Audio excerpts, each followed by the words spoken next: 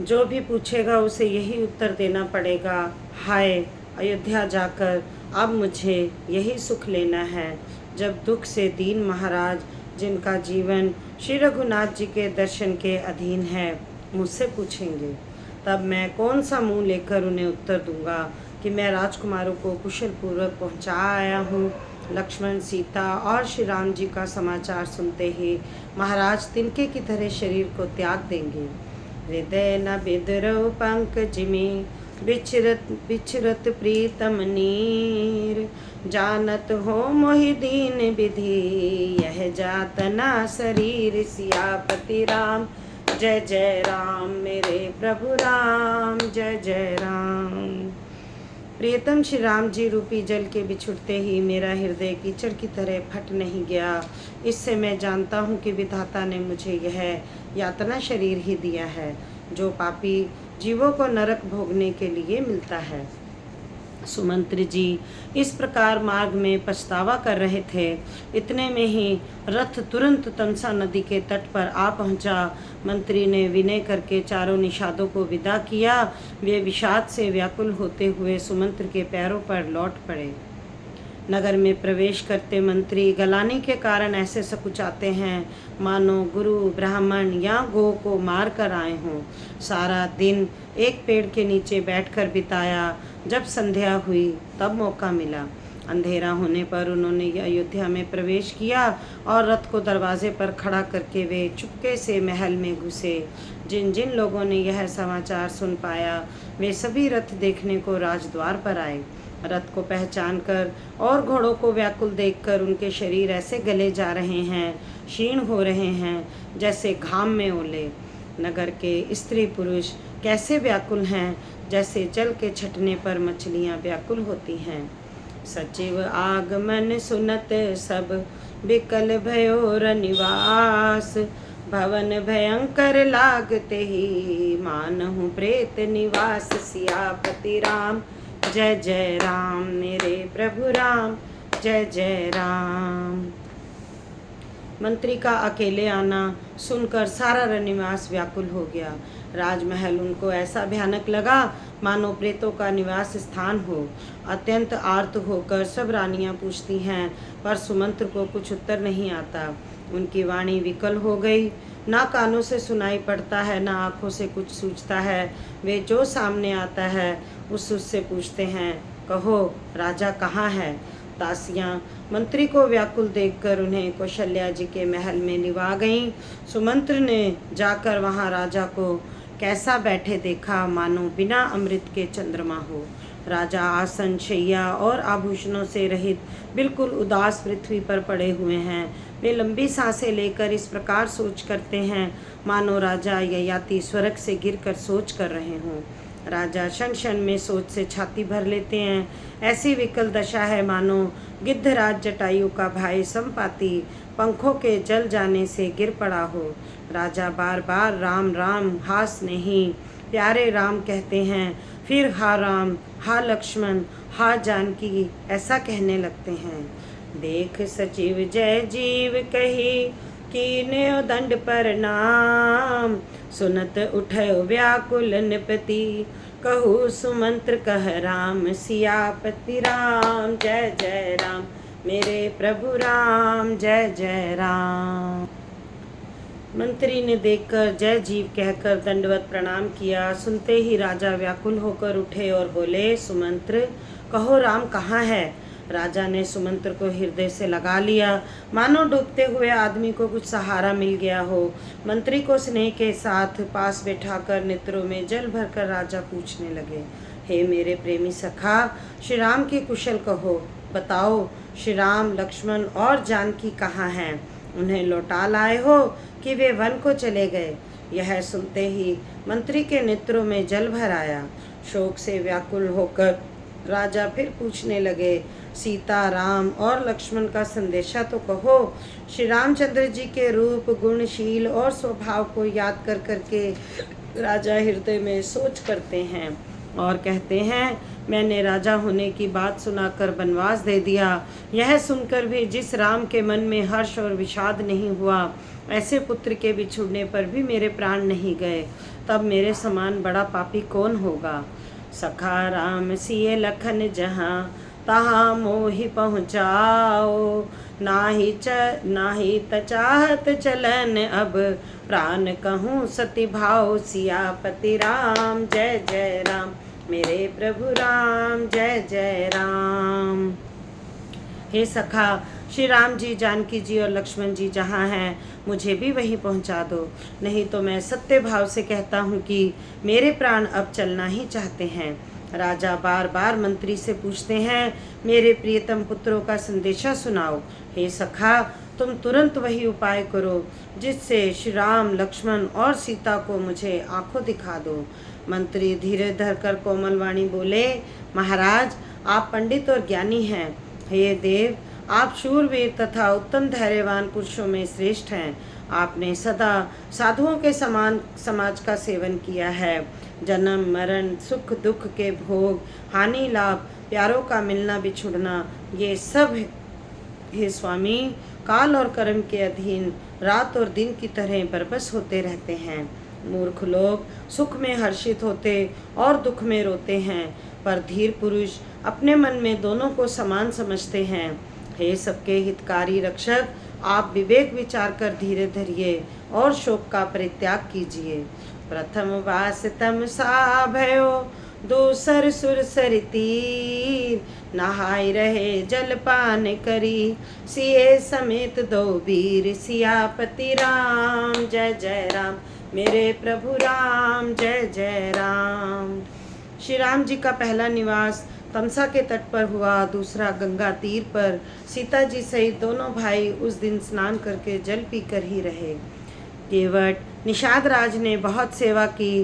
वह रात सिंगरोर श्रृंगवेरपुर में ही बिताई। दूसरे दिन सवेरा होते ही बड़का दूध मंगवाया और उससे श्री राम लक्ष्मण ने अपने सिरों पर जटाओं के मुकुट बनाए। तब श्री रामचंद्र जी के सखा निषाद राज ने नाव मंगवाई। पहले प्रिया सीता जी को उस पर चढ़ाकर फिर रघुनाथ जी चढ़े, फिर लक्ष्मण जी ने धनुष बाण सजा कर रखे और प्रभु श्री रामचंद्र जी की आज्ञा पाकर स्वयं चढ़े। मुझे व्याकुल देखकर श्री रामचंद्र जी धीरे धरकर मधुर वचन बोले कि हे तात, पिताजी से मेरा प्रणाम कहना और मेरी ओर से बार बार उनके चरण कमल पकड़ना। फिर पांव पकड़कर विनती करना कि हे पिताजी, आप मेरी चिंता न कीजिए। आपकी कृपा, अनुग्रह और पुण्य से वन में मार्ग में हमारा कुशल मंगल होगा। तुमरे अनुग्रह तात, कानन जात सब सुख पाई हो। प्रतिपाली आयुष कुशल देखन, पाए पुनि फिर आयो। जननी सकल परितोष परि परि पाए, करि बिनती घनी तुलसी। करहूँ सोई जतन तेहि कुलसी, रहें कौशले धनी। गुरु सन सब कह संदेशु, बारंबार पदम गहियो। करब सोई उपदेश, जही ना सोच, मोहि अवधपति करो। बोल सियापति रामचंद्र भगवान की जय। हे पिताजी, आपके अनुग्रह से मैं वन जाते हुए सब प्रकार का सुख पाऊंगा। आज्ञा का भली भांति पालन करके चरणों का दर्शन करने कुशल पूर्वक फिर लौट आऊँगा। सब माताओं के पैरों पड़ पड़कर उनका समाधान करके और उनसे बहुत विनती करके तुलसीदास कहते हैं, तुम वही प्रयत्न करना जिसमें कौशलपति पिताजी कुशल रहें। बार बार चरण कमलों को पकड़कर गुरु वशिष्ठ जी से मेरा संदेशा कहना कि वे वही उपदेश दें जिससे अवधपति पिताजी मेरा सोच ना करें। हे तात, सब पुरवासियों और कुटुंबियों से अनुरोध करके मेरी विनती सुनाना कि वही मनुष्य मेरा सब प्रकार से हितकारी है जिसकी चेष्टा से महाराज सुखी रहें। भरत के आने पर उनको मेरा संदेशा कहना कि राजा का पद पा जाने पर नीति न छोड़ देना। कर्म, वचन और मन से प्रजा का पालन करना और सब माताओं को समान जानकर उनकी सेवा करना। और हे भाई, पिता माता और स्वजनों की सेवा करके भाईपने को अंत तक निभाना। हे तात, राजा पिताजी को उसी प्रकार से रखना जिससे वे कभी किसी तरह भी मेरा सोच ना करें। लक्ष्मण जी ने कुछ कठोर वचन कहे, किंतु श्री राम जी ने उन्हें बरच कर फिर मुझसे अनुरोध किया कि बार बार अपनी सौगंध दिलाई और कहा, हे तात, लक्ष्मण का लड़कपन वहाँ ना कहना। कही प्रणाम कछु कहन लिए, सिए भई शीतल स्नेह, थकित वचन लोचन सजल, पुलक पवल पित देह, सियापति राम जय जय राम, मेरे प्रभु राम जय जय राम। प्रणाम कर सीता जी भी कुछ कहने लगी थी, परंतु स्नेहवश वे शिथिल हो गईं। उनकी वाणी रुक गई, नेत्रों में जल भर आया और शरीर रोमांच से व्याप्त हो गया। उसी समय श्री रामचंद्र जी का रुख पाकर केवट ने पार जाने के लिए नाव चला दी। इस प्रकार रघुवंश तिलक श्री रामचंद्र जी चल दिए और मैं छाती पर वज्र रखकर खड़ा खड़ा देखता रहा। मैं अपने कलेश को कैसे कहूँ, जो श्री राम जी का यह संदेशा लेकर जीता ही लौट आया। ऐसा कहकर मंत्री की वाणी रुक गई, वे चुप हो गए और वे हानि की गलानी और सोच के वश हो गए। सारथी सुमंत्र के वचन सुनते ही राजा पृथ्वी पर गिर पड़े। उनके हृदय में भयानक जलन होने लगी, वे तड़पने लगे। उनका मन भीषण मोह से व्याकुल हो गया, मानो मछली को मांझा व्याप हो गया हो, पहली वर्षा का जल लग गया हो। सब रानियां विलाप करके रो रही हैं। उस महान विपत्ति का कैसे वर्णन किया जाए। उस समय के विलाप को सुनकर दुख को भी दुख लगा और धीरज को भी धीरज भाग गया। भय कोलाहल अवध अति, सुनि नृप राउर सोरु, विपुल विहग वन परयो निसी, मानहु कुलिस कठोर, सियापति राम जय जय राम, मेरे प्रभु राम जय जय राम। राजा के रनिवास में रोने का शोर सुनकर अयोध्या भर में बड़ा भारी कोहराम मच गया। ऐसा जान पड़ता था मानो पक्षियों के विशाल वन में रात के समय कठोर वज्र गिर गया हो। राजा के प्राण कंठ में आ गए, मानो मणि के बिना सांप व्याकुल मरणासन्न हो गया हो। इंद्रियां सब बहुत ही विकुल हो गई हों, मानो बिना जल के तालाब में कमलों का वन मुरझा गया हो। कौशल्या जी ने राजा को बहुत दुखी देखकर अपने हृदय में जान लिया कि अब सूर्य कुल का सूर्य अस्त हो चला। तब श्री रामचंद्र जी की माता कौशल्या हृदय में धीरे धरकर समय के अनुकूल वचन बोली, हे नाथ, आप मन में समझकर विचार कीजिए कि श्री रामचंद्र जी का वियोग अपार समुद्र है, अयोध्या जहाज है और आप उसके खेने वाले हैं। सब प्रियजन, कुटुंबी और प्रजा ही यात्रियों का समाज है जो इस जहाज पर चढ़ा हुआ है। आप धीरे धरिएगा तो सब पार पहुंच जाएंगे, नहीं तो सारा परिवार डूब जाएगा।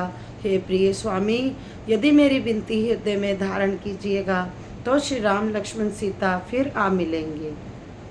प्रिया वचन मृद सुनत नृप, चित्यो आँखि उघारी, तलपत मील मलिन जन, सिंचत शीतल बारी, सियापति राम जय जय राम, मेरे प्रभु राम जय जय राम।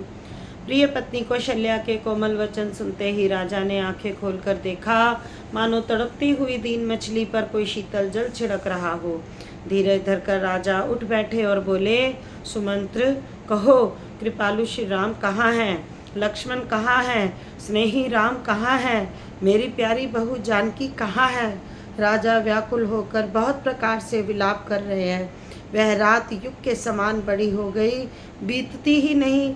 राजा को अंधे तपस्वी श्रवण कुमार के पिता के शाप की याद आ गई, जिन्होंने सब कथा कौशल्या को कह सुनाई। उस इतिहास का वर्णन करते करते राजा व्याकुल हो गए और कहने लगे कि श्री राम के बिना जीने की आशा को धिक्कार है। मैं उस शरीर को रखकर क्या करूँगा जिसने मेरा प्रेम का प्रण नहीं निभाया। हा रघुकुल को आनंद देने वाले मेरे प्राण प्यारे राम, तुम्हारे बिना जीते हुए मुझे बहुत दिन बीत गए। हा जानकी, हा लक्ष्मण, हा रघुवर, हा पिता के चित्तरूपी चातक के हित करने वाले मेघ। राम राम कही राम राम कही राम, तनु परिहरि रघुवर बिरहूं, राव गए सुरधाम, सियापति राम जय जय राम, मेरे प्रभु राम जय जय राम। राम राम कहकर, फिर राम कहकर, फिर राम राम कहकर और फिर राम कहकर राजा श्री राम के विरह में शरीर त्याग कर सुरलोक को सिधार गए। जीने और मरने का फल तो दशरथ जी ने ही पाया, जिनका निर्मल यश अनेकों ब्रह्मांडों में छा गया। जीते जी तो श्री रामचंद्र जी के चंद्रमा के समान मुख को देखा और श्री राम के विरह को निमित्त बनाकर अपना मरण सुधार लिया। सब रानियां शोक के मारे व्याकुल होकर रो रही हैं। वे राजा के रूप, शील, बल और तेज का बखान कर करके अनेकों प्रकार से विलाप कर रही हैं और बार बार धरती पर गिर गिर पड़ती हैं। दास दासीगण व्याकुल होकर विलाप कर रहे हैं और नगर निवासी घर घर रो रहे हैं। कहते हैं कि आज धर्म की सीमा, गुण और रूप के भंडार, रघुकुल के सूर्य अस्त हो गए। सब कैकेयी को गालियां देते हैं, जिसने संसार भर को बिना नेत्र का अंधा कर दिया। इस प्रकार विलाप करते रात बीत गई। प्रातःकाल सब बड़े बड़े ज्ञानी मुनि आए। तब वशिष्ठ मुनि समय सम कही अनेक इतिहास, शोक निवार्यो सबहि कर निज विज्ञान प्रकाश, सियापति राम जय जय राम, मेरे प्रभु राम जय जय राम। तब वशिष्ठ मुनि ने समय के अनुसार अनेक इतिहास कहकर अपने विज्ञान के प्रकाश से सबका शोक दूर किया। वशिष्ठ जी ने नाव में तेल भरवाकर राजा के शरीर को उसमें रखवा दिया। फिर दूतों को बुलवाकर उनसे ऐसा कहा, तुम लोग दौड़कर जल्दी भरत के पास जाओ। राजा की मृत्यु का समाचार कहीं किसी से ना कहना। जाकर भरत से इतना ही कहना कि दोनों भाइयों को गुरुजी ने बुलवा भेजा है। मुनि की आज्ञा सुनकर दूत दौड़े। वे अपने वेग से उत्तम घोड़ों को भी लजाते हुए चले। जब से अयोध्या में अनर्थ प्रारंभ हुआ, तभी से भरत जी को अपशुकन होने लगे। वे रात को भयंकर स्वप्न देखते थे और जागने पर उन स्वप्नों के कारण करोड़ों तरह की बुरी बुरी कल्पनाएं किया करते थे। अनिष्ट शांति के लिए वे प्रतिदिन ब्राह्मणों को भोजन कराकर दान देते थे। अनेकों विधियों से रुद्राभिषेक करते थे। महादेव जी को हृदय में मनाकर उनसे माता पिता, कुटुंबी और भाइयों का कुशल क्षेम मांगते थे।